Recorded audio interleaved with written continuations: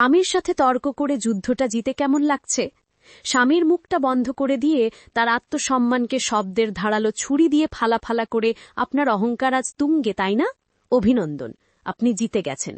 আপনার তীক্ষ্ণ বাক্যবাণে জর্জরিত মানুষটা যখন চুপ করে যায়, আপনি সেটাকে নিজের জয় ভাবেন।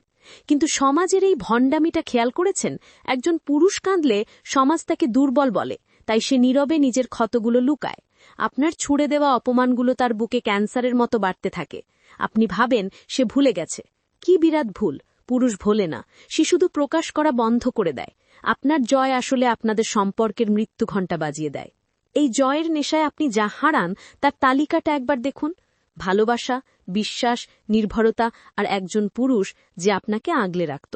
আপনার ঘরটা ধীরে ধীরে একটা যুদ্ধক্ষেত্র হয়ে ওঠে, যেখানে কোনো সৈনিক নেই, আছে শুধু দুটো লাশ, একটি জীবন্ত, অন্যটি মৃতপ্রায়। যুদ্ধটা তো জিতে গেলেন, কিন্তু যে মানুষটাকে তিলে তিলে হারিয়ে ফেলছেন, সেই মৃত সম্পর্কের শূন্য বিছানায় একা ঘুমাতে পারবেন তো?